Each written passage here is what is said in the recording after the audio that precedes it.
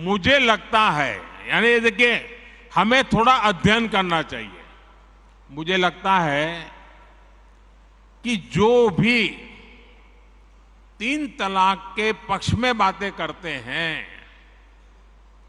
3 तलाक की वकालत करते हैं, ये वोट बैंक भूखे लोग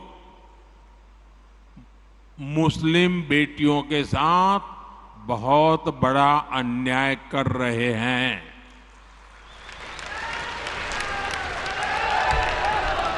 अच्छा, कुछ लोगों को लगता है कि भाई ये 3 तलाक से तो सिर्फ महिलाओं की बात हो रही है। 3 तलाक से जो नुकसान होता है ना, वो सिर्फ बेटियों को होता है ऐसा नहीं है, उसका दायरा उससे भी बड़ा है। आप सोचिए, बहुत ही अरमानों के साथ बेटी को शादी कर करके ससुराल भेजा हो और 8-10 साल के बाद 3 तलाक कह करके उसको कोई निकाल दे, तो उस माँ बाप का क्या होगा जिसके घर में बेटी वापिस आती है? उस भाई का क्या होगा? वो भाई, पिता, सब उस बेटी की चिंता में इतने दुखी हो जाते हैं। इसलिए 3 तलाक से सिर्फ बेटियों को ही अन्याय होता है इतना नहीं, पूरे परिवार तबाह हो जाते हैं, माता, पिता, भाई सब दुखी हो जाते हैं। और देखिए, दुनिया के अनेक मुस्लिम बहुल्य देश, इसका इस्लाम से संबंध होता तो दुनिया का कोई मुस्लिम देश 3 तलाक खत्म नहीं करता। मुस्लिम बहुल्य देश जहां पूरी तरह इस्लाम राज्य है, वहां भी 3 तलाक बंद कर दिया है। मैं परसों इजिप्ट में था, मिस्र में था। मिस्र में, इजिप्ट में 90% से ज्यादा सुन्नी मुसलमान समाज है और इजिप्ट में आज से 80-90 साल पहले 3 तलाक की प्रथा को समाप्त कर दिया। हमसे 90 साल पहले। अगर 3 तलाक इस्लाम का जरूरी अंग है तो पाकिस्तान में क्यों नहीं होता भाई? अगर 3 तलाक इस्लाम का जरूरी अंग है तो इंडोनेशिया में क्यों नहीं होता? अगर 3 तलाक इस्लाम का जरूरी अंग है तो कतर, जॉर्डन, सीरिया, बांग्लादेश, ये तो सारे मुस्लिम बस्ती वाले देश हैं, वहां पर उनको बंद क्यों कर दिया? मैं समझता हूं कि मुसलमान बेटियों पर 3 तलाक का फंदा लटका कर कुछ लोग उन पर हमेशा अत्याचार करने की खुली छूट चाहते हैं।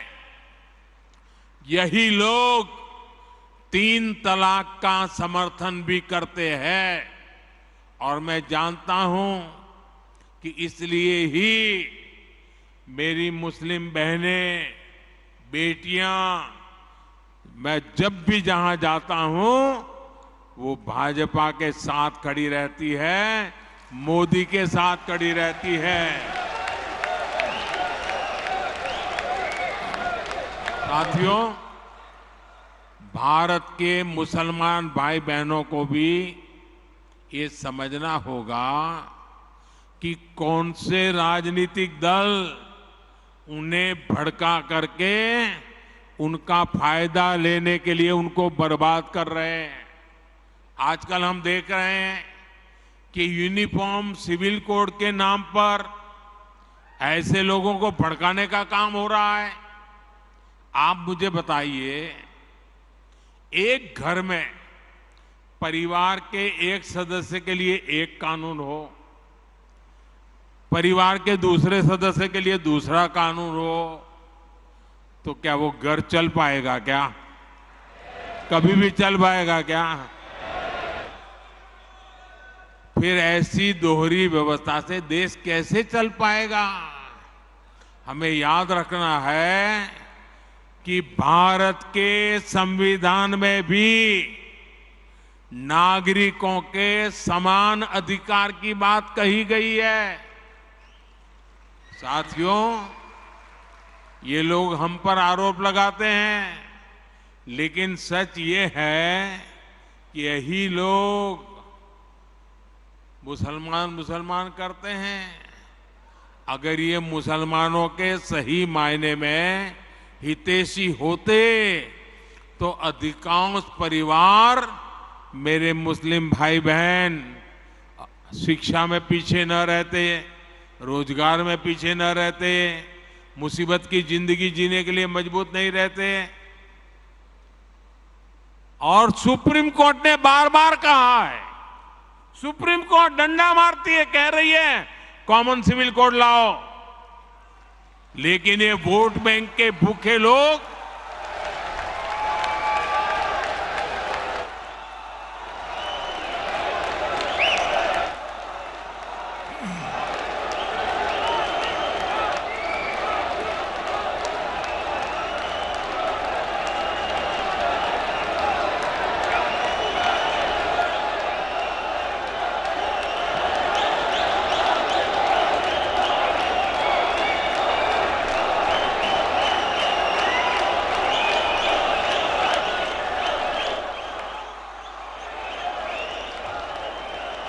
अच्छा, मैं आपको एक और बात बताना चाहता हूं।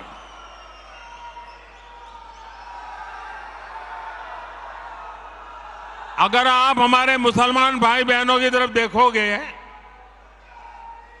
और मैं देखता हूं कि जो हमारे पसमानदा मुसलमान भाई बहन हैं, ये वोट बैंक की राजनीति करने वालों ने हमारे जो पसमानदा मुसलमान भाई बहन हैं, उनका तो जीना भी मुश्किल करके रखा हुआ है। वो तो तबाह हो गए, उनको कोई फायदा नहीं मिला है। वे कष्ट में गुजारा करते हैं, उनकी आवाज सुनने के लिए कोई तैयार नहीं है। उनके ही धर्म के एक वर्ग ने पसमानदा मुसलमानों का इतना शोषण किया है, लेकिन इसके ऊपर कभी देश में चर्चा नहीं हुई। जो पसमानदा मुसलमान है, उन्हें आज भी बराबरी का हक नहीं मिलता, उन्हें नीचा और अछूत समझा जाता है। इसी समाज में मैं मुसलमान समाज की बात कर रहा हूं। मुसलमान भाइयों में जो हमारे पसमानदा भाई बहन हैं, जो पिछड़े हुए हैं, मैं उनकी बात करता हूं।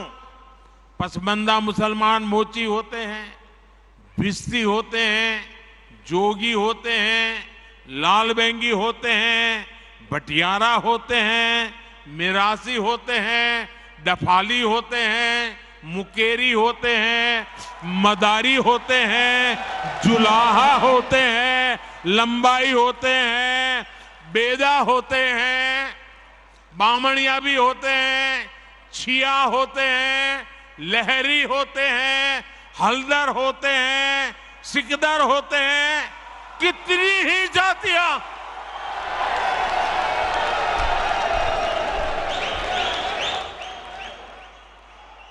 ये सब इतने पिछड़े रहे हैं, इनके साथ इतना भेदभाव हुआ है। भाइयों बहनों, इस भेदभाव का नुकसान उनकी कई पीढ़ियों को भुगतना पड़ा, लेकिन भाजपा देश के हर नागरिक के लिए सबका साथ, सबका विकास की भावना से काम कर रही है। आयुष्मान भारत योजना ने उन्हें भी स्वास्थ्य सुविधा का हक दिया है। पीएम आवास योजना के तहत उन्हें भी अपना पक्का घर मिल रहा है। बीजेपी के कार्यकर्ता जब इन तथ्यों और तर्कों के साथ मुसलमान भाई बहनों के पास जाएंगे तो उन्हें ज्यादा बेहतर तरीके से समझाएंगे और उनका भ्रम भी दूर होगा। और इसलिए आपने जो सवाल मुझे बहन जी पूछा है, बड़े विश्वास के साथ जाइए और उनके सुख दुख दूर करने में, उनकी कठिनाइयों को दूर करने में एक कार्यकर्ता के नाते समानता का भाव से आप प्रयास कीजिए। जरूर वो आपकी बात मानेंगे, समझेंगे भी।